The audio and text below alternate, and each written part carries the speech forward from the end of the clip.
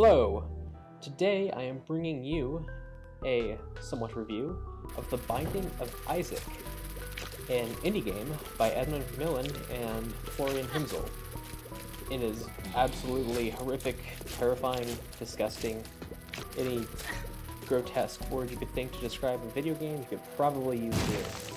Because this game is extremely gory and does not hold back on the details. It is an indie game, and it is a random dungeon crawler.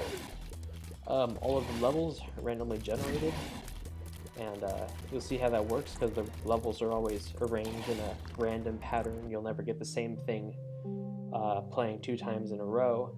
And the dungeon crawling and the entire game itself is sort of an homage to the very first Zelda game. You'll notice that in the heads-up display with all of your hearts and stuff.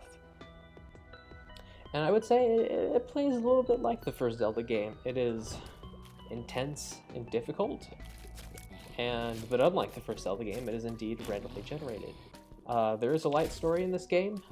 Your mother receives a message from God that her son Isaac is corrupt.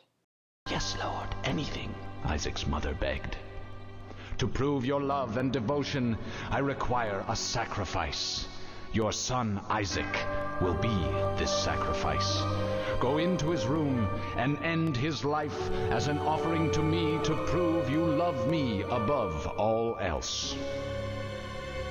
"Yes, Lord," she replied, grabbing a butcher's knife from the kitchen. I know, terrifying and disturbing, right? That's this game. That said, this game is extremely addicting. It is the kind of game where you do not ever know what is coming next. There are tons of crazy items and strange enemies and things to do.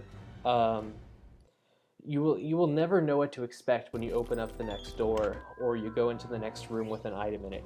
It can always be something different, and if you look at the list of things, you'll see that there is an insane amount of items to find which can do things ranging from, I don't know, getting your mother's panties, which increase the range which you can shoot bullets, to getting growth hormones, which turn your head into this disgusting, grotesque thing that somehow makes you run faster and attack more powerfully.